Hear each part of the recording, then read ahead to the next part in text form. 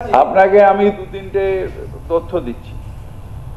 Total আমাদের প্রায় 803 কোটি টাকার কাজ কেআইপির করেছে। কেআইপির 803 কোটি টাকার মধ্যে 594 প্রায় 595 কোটি টাকা কেআইপি এডিবি দিয়েছে। ওয়েস্ট বেঙ্গল গভর্নমেন্ট দিয়েছে 136 কোটি টাকা, আর কেএমসি দিয়েছে 73 কোটি টাকা। এই দিয়ে প্রায় 803 কোটি টাকার কাজ আমাদের কেআইপির হয়েছে। আপনি যেটা বলছেন 100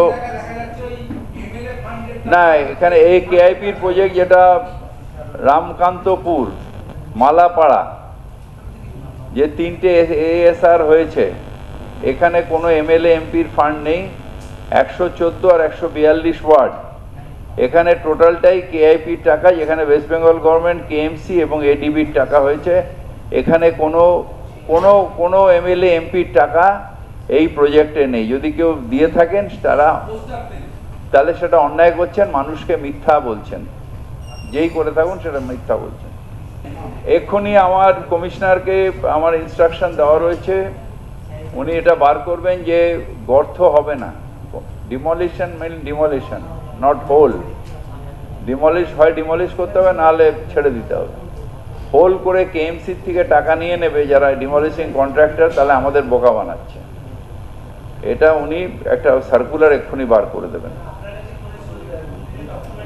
এটা কমন, এটা আমার কাছে ফোন না, যেহেতু আমি চোখ কান খোলা মেয়র, চারিদিকে ঘুরে বেড়াই, মানুষের সাথে কথা বলি, একটু লেস পার্সোনালিটিওয়ালা মেয়র। আমি রাস্তাঘাটে বসে যাই, ফুটপাতে, চায়ের দোকানে, তো সুতরাং আমার কাছে ইনফরমেশানগুলো আছে এবং সেখানে গর্ত করে চলে যাওয়া এটা আজকের না, এটা চলছে 30-40 বছর ধরে গর্ত করা, ডেমলিশিং। এটা পুরোটাই ফার্স। গর্ত করার জন্য একবার আমায় টাকা দিতে হয়, আবার কনস্ট্রাকশন গর্তটা বুঝিয়ে নিয়ে যারা ইলিগাল তারা আবার ওই ফ্ল্যাটটাকে লোককে দিয়ে দেয়।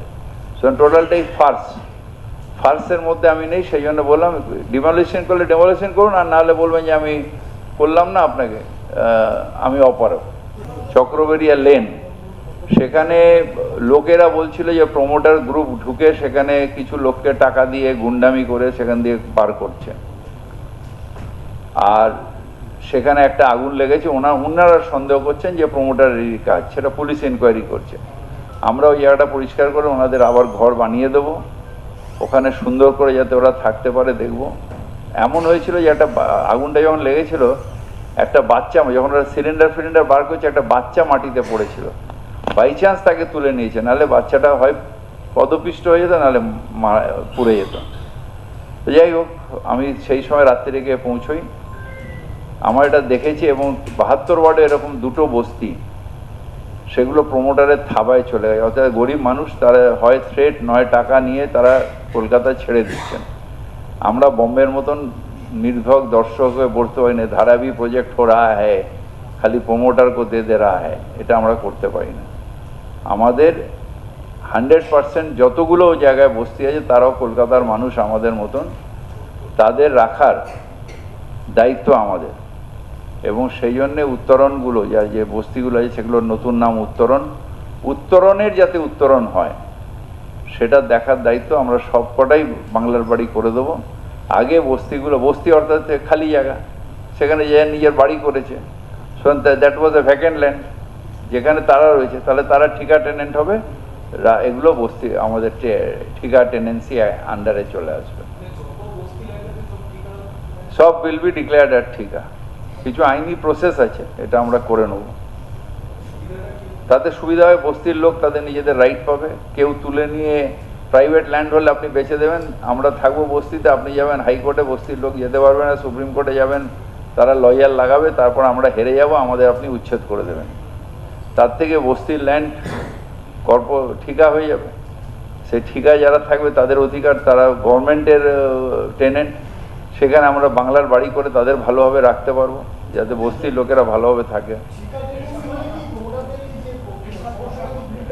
প্রমোটারদের এই থাবা, বস্তি এরিয়ায় থাবা, এটা বন্ধ হবে বলে আমি আশা রাখি।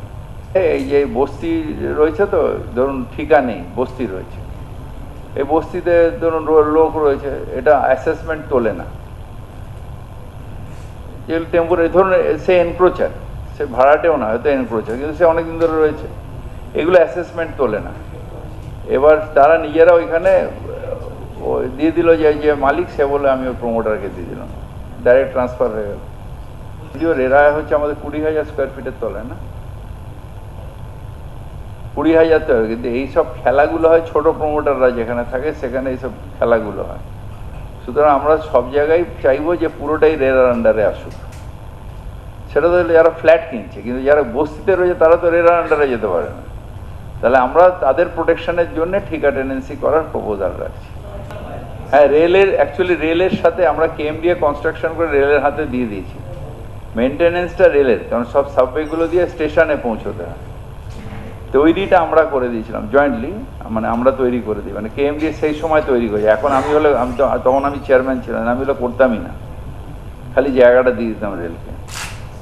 এখন ওটা হয়েছে যে কেএমডিএ তো ন্যাচারালি তার কাছে ফোর্স নেই যে পরিষ্কার করবে, আর রেল ওটাকে পরিষ্কার করে না।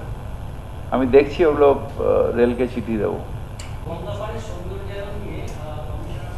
Commissioner, police commissioner, APD, port trust তিনজনে মিলে দিয়েছে। অনেকগুলো ঘাট আমরা অলরেডি কাজ শুরু করেছি। আস্তে আস্তে সবকটা ঘাট হবার, এবং ওইখানে যে গাছ বৃক্ষরোপণ এই বর্ষাতেও করবো। আমরা এনজিওদেরও আহ্বান জানিয়েছি যে গঙ্গার ধারে গাছ পুঁতুন, কলকাতাকে সুন্দর করুন। সুতরাং এই বৃক্ষরোপণ দিবসে আমাদের সেই ক্যাম্পেইন থাকবে, যাতে বিভিন্ন অর্গানাইজেশন তারা এসে সব গাছ পোঁতে। পোর্ট ট্রাস্ট এতে সহমত, একসাথে মিলে আমরা এই সুন্দরায়নটা করছি।